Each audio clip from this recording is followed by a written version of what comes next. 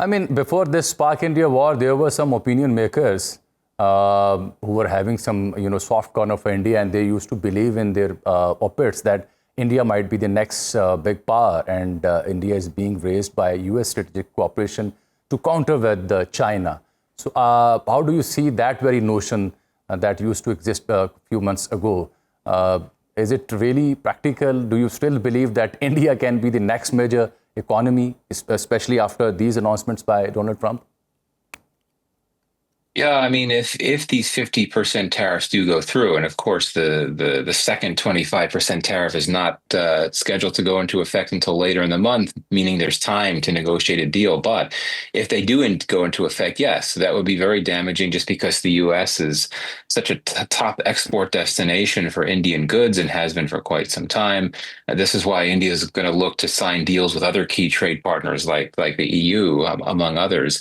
But India's economy is fairly resilient. President Trump said that India has a dead economy, but Yeah. that's not true. There's been some uneven GDP growth over the last year or so, but it is still a very robust economy. And I think that if India truly becomes a global power, I think it would become an economic global power before it becomes any other type of power. And I don't think that these tariffs would affect that trajectory over the long term in a really big way. I mean, India is, at the end of the day, it's the fastest growing major economy in the world, according to the World Bank.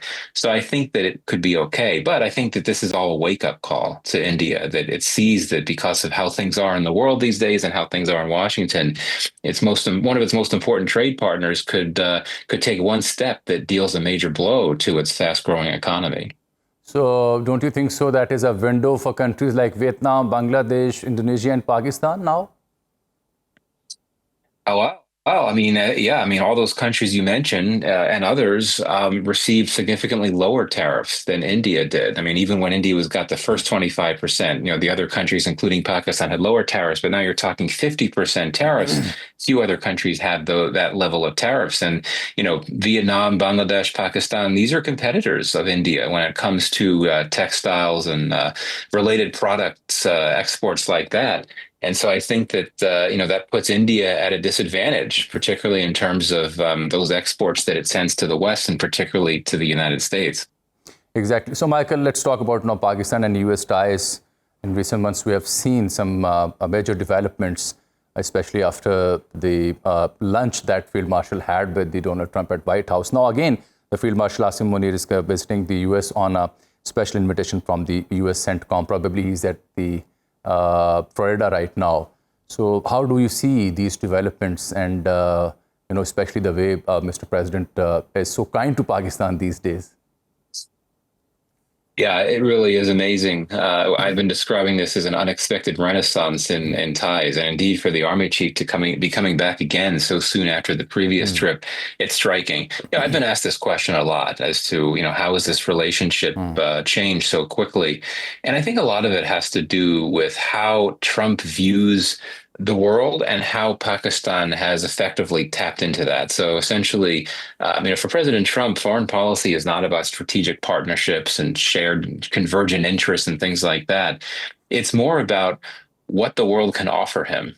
It's a very commercial, transactional approach. And so Pakistan knows that Trump is very interested in business opportunities, quite frankly, commercial engagement opportunities overseas.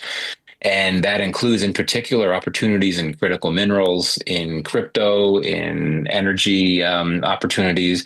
And Pakistan has, I think, made good offerings in that regard in all aspects, right? I mean, it's got the critical minerals. It had senior U.S. officials in Pakistan for that Global Mineral Investment Forum a few months ago.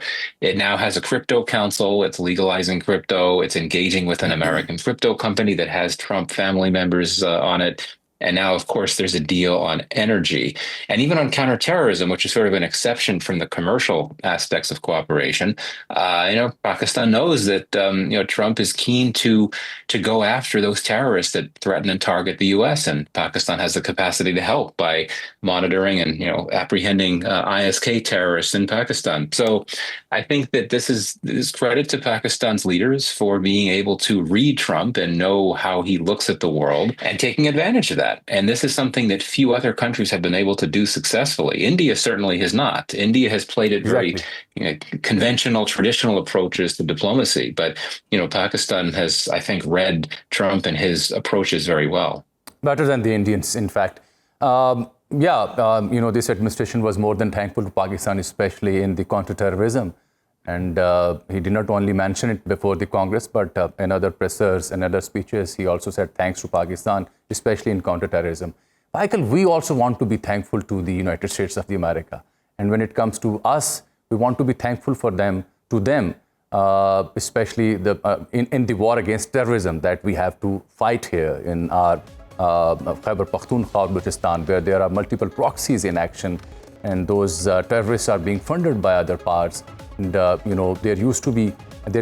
was a time when U.S. used to extend its cooperation for modern gadgets and other things to curb this menace. Should we accept that now we are having good ties with this administration, that U.S. will extend the same cooperation to curb this menace? Yeah, see, this is a great point. And this is where I draw the line. I was talking about why the U.S.-Pakistan relationship has advanced so well, so quickly, so suddenly. But I think there could be limits to it.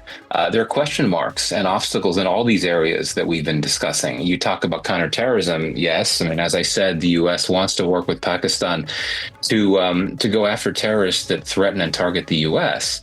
But, if you look at a group like TTP, BLA, these are clearly the main threats to Pakistan now internally in terms of terrorist threats. Those are not groups that threaten or target the U.S. these days. TTP used to be a threat to the U.S., but not today. So I don't think that you're going to get that level of support from the Americans.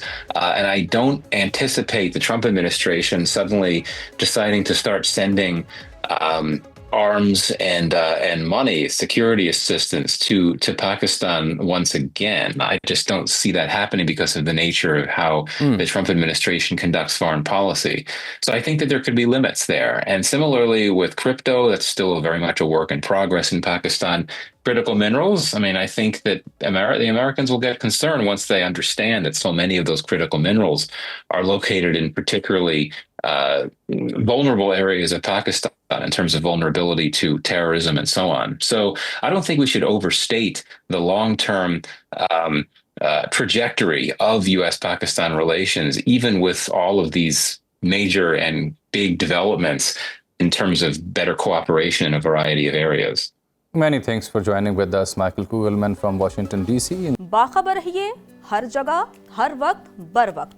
अभी सुनो news का YouTube channel subscribe करें और bell icon पर click करें और जानिए मुल्की और गैर मुल्की हालातों वाक़यात यकीन के साथ।